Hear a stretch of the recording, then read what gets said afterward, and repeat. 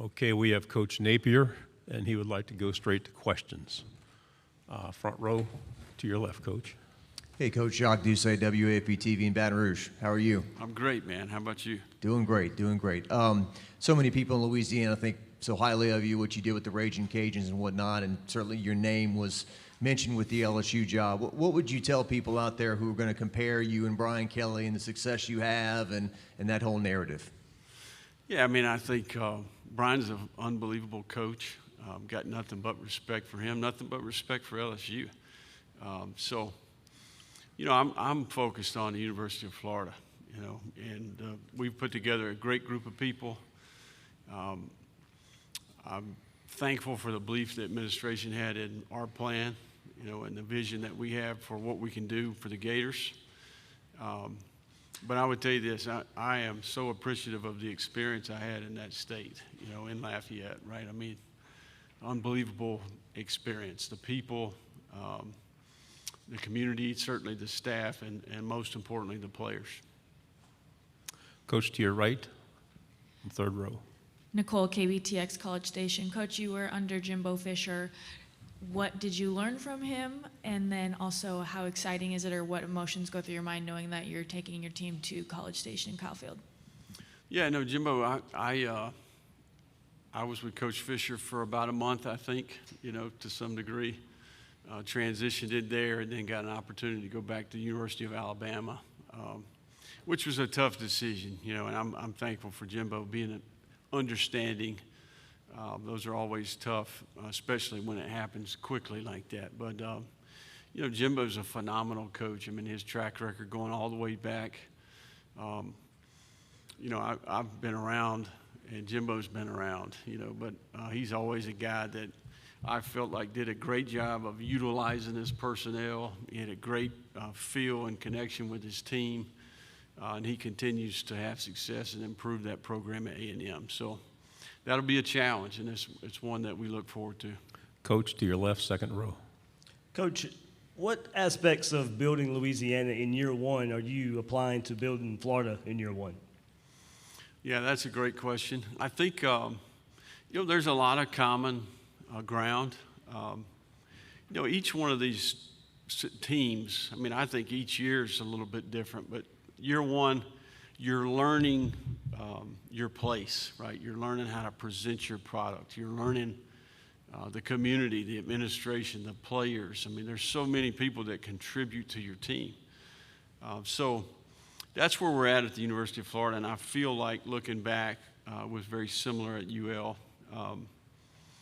You know, and every day there's a problem to solve, right? And I think that this goes with year one. I often would say year one is like giving a year of your life away, you know, because each day, man, there's just a handful of things that continue to pop up. So we're work in progress, much like we were year one there. We've got a lot of work to do to improve, but I'm confident we've got the resources and the people to do that.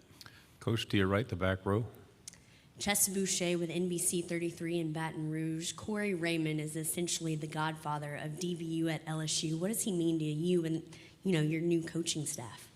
Yeah, Corey brings a ton of wisdom. You know, I mean, I think he's the assistant head coach for defense, and really a guy that I have tremendous respect for. The player development, the pedigree, the track record, I mean, it's phenomenal when you think about 16, you know, guys getting drafted there. But you know, Corey connects with people well. You know, I think he does a really good job establishing rapport with his players. He's a phenomenal teacher in the classroom setting, on the field. And I just think he's a savvy veteran and always a guy that, you know he's going to be consistent and you're going to get his very best. To your left, Coach, third row. Hey, Billy. Jeff Spiegel, ABC 3340 Birmingham. What's the most important thing you learned under Nick Saban at Alabama? Well, I think defining expectations. You know, I think he's got a really good understanding of all the different parts of the organization. You know, and it's his way, right? So he's very methodical. He has his way of doing things, his systems. He defines expectations. He's consistent. He's fair. And then, you know, I just think overall, a very disciplined person, you know, in terms of how he uses his time. Phenomenal leader, always very well prepared, and really always evolving, willing to adjust, willing to adapt, always quality control in everything that we did. And, we take much of the same approach in how we operate. Coach in the aisle to the right, fourth row. Jamal Kennedy, WSFA 12 News in Montgomery. Coming from the Sun Belt Conference, the line of coaches that have come out of there recently. Could you sort of speak to the strength of that conference and sort of where they might sit among the G5s there? Yeah, the proof's in the pudding. I can specifically remember just looking back at notes from previous years, the Power 5 wins, the bowl record versus other Group of 5 conferences, the non-conference record when playing other Group of 5 teams. And then I think, Carl Benson did a phenomenal job when he made the decision to go to, these 10 East-West divisions, the championship game. I just hit that thing just right. But, I think that league is in the SEC footprint. It's Texas to the Carolinas. The talent pool is there. I think the administration's made commitment. They've added a handful of teams and kind of, branched out a little bit. But it's a great league with quality personnel and quality coaches. Straight ahead coach in the aisle, third row. Hey, Coach, Ben Bobick, Local 3 in Chattanooga. You're kind of a big Murray County high school success story, man. Any memories you have from high school and any tips you learned from your dad, coaching-wise, that you apply in your own style? Man, we moved there when I was 2. My dad coached at the same school for, I think, 20-plus years. I'm a product of that growing up there, right? I mean, we had, carpet mill workers, farmers, a good middle-class economy. It was a blue-collar place, and with values, and I think that it benefited me growing up there, right? And I still, to this day, riding around there, there's too many to talk about, but that place is in the fabric of who I am. I wouldn't be here today without that experience. To your right, fourth row. Coach Ike Jones with the War Report. You've been in the SEC before, but is there a big difference for you now being a head coach of an SEC program, and what are the big challenges that you've had to face so far getting that program up and running? Yeah, that's a good question. I think that probably the biggest difference is early signing period, the pace of recruiting, the timeline has been sped up, summer official visits. Then you throw NIL, portal, right? I mean, so that's the area where I think we are, having to adjust, right? So some of our coaches have experienced it, but for me, everything that we're doing from a recruiting perspective is a little bit different than maybe the last time I was in the league, if that makes sense, right? So, and I think the NIL portal thing, but that's the case for every coach in America. But that's the biggest difference. I mean, I think being the head coach is much like being the head coach at Louisiana. I joke around, just got a lot more people watching, So, we're excited, and Florida's one of those places, it's one of those iconic places in college football. Straight ahead coach, fourth row. Coach, a lot of people talk about a guy's a player's coach, but that doesn't mean that you go out with your players and be buddies with them. And I got 4 kids, and they say, ain't the parents are the problem more today. They want to be friends with their kids. How do you separate? You're the coach, but you've got to spend a lot of time letting them know they matter when you're working them hard. And how often do you participate in those workouts with them? Yeah, I think you make a great point. I was reading this past weekend a book and a specific chapter on servant leadership, right? And this guy was talking about asking young people, who are the most influential leaders in your life, right? Typically they say a parent or a teacher or a coach. And then the question's posed, do you always agree with their decisions or their approach, right? Do they always tell you what you want to hear, And hey, they may have tremendous respect for that person as a leader and the impact they made.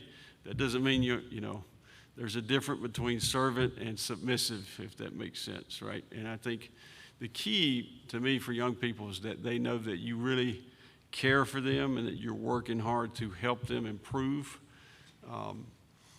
You know, and then once you've made that connection, you know, I think you can coach them hard, you know, and as long as they know that you have a plan and you care for them and you can help them get better. And we're currently in the process of doing that at the University of Florida. Good question. I'm sorry, to your right, third row. Billy, his LSU job was mentioned earlier. Obviously, your name was circulated with Auburn about a year ago as well. What was it about the Florida opportunity that made that make sense for you, as opposed to some other opportunities you may have had in the past? Yeah, I mean, I think timing's important in these jobs. You know, you do a ton of research. You know, Florida, 3 coaches, you know, maybe not quite the success they expected. You know, why, right? I mean, that was my question. And I think I've got a good understanding of that and what needs to be addressed to position Florida for success, right? And I think that the administration was willing to collaborate. They believed in our plan. They've given us the resources to execute our plan.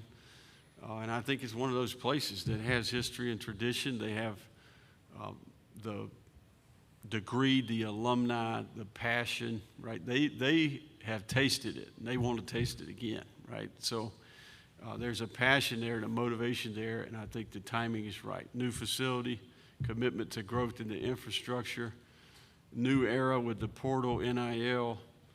You know, we live in a state with 21 million people. We have 470,000 living alumni. We have a top 5 education. I mean, we have a really good product, right? And we are within proximity of a lot of really good football players, right? So we're going to take our plan and we're going to work hard at it and execute our plan, and I'm confident it'll work. Second row, straight ahead. Anthony Patterson with the Atlanta Voice. What did you know about Anthony Richardson before taking the Florida job versus now what you know, and what leadership qualities are you expecting out of him this upcoming season? Yeah, I mean, I think we all were very aware of Anthony and you know, when given opportunities to play, you know, he's had some unique situations with 2 quarterbacks, some injuries, some, you know, veteran player, draft pick, really exceptional players in front of him, right? So, but when he did play, you could immediately see. I think I can remember the bowl game against Oklahoma. I still remember him going in the game, and I'm watching that, and I'm thinking, man, they got their guy for the future, you know. But he has the physical traits. What I've been impressed with is he's extremely bright. He has character. He's humble. He cares about his teammates, and he's willing to work, you know, and he's a great listener. He takes the meeting room to the walkthrough to the field. I think he's growing up as a leader. You know, he understands the importance of his role, not only on our team, but at the University of Florida and all the things that come with that. So it's one of the greatest things about coaching is you get a chance to be a part of that journey, right? I mean, that's where the gratification as a coach comes in, right? When you get a chance to be there and help them write that story. And I'm excited about working with Anthony. Last 2 questions, front row here, and then we'll go front row here. Zach Albaverdi, Gators Online. Billy, you spoke in the spring about the need at receiver, and then you guys went and added 2 players at that position this offseason. Can you discuss both of those guys? First with Ricky, is him getting that number 1 jersey maybe a sign of the impact you guys expect him to have on offense? And then 2, Thigh Bowman, how did he even come on y'all's radar, and Right. what does he bring to that spot? You know, I think that I like our receiver group. I mean, we've got a handful of really good players. I think some with experience, some that I think are very capable. I think we needed complementary players, right? I often would say the receiving group is like a basketball team. You know, you need a center, a power forward, a 3-guard. You need a 2-guard. You need a point guard, right? You need some diversity in the room. And I think we added a couple players that have some of that, some of the things that we needed: speed, change of direction, run after catch, vertical threat. And I think both these guys do that. Ricky obviously has been a very productive player, you know, and was the leading receiver at Arizona State, and, you know, has film, and there's no question that he's garnered the respect of our team so far, just in 8, 9 weeks. And then Ty got banged up a little bit early on arrival, but Ty's earning respect as well. He was just a guy who passed our evaluation. He was in this class, and we found out he was available. He's a high school qualifier, so we made a decision to go ahead and bring him in. So he has character. He has been mentored by some great receiver coaches and receivers. His brother played at Northwestern, had a cup of coffee in the league. He's got a football background, and I think he's, really got good intangibles. I think he's going to bring some things to our team. So 2 good players, both passed evaluation, and, I think good people and good players. We can't get to our last question. Coach has to run. We're sorry, but thank you, Coach. Good job. All right, thank you all.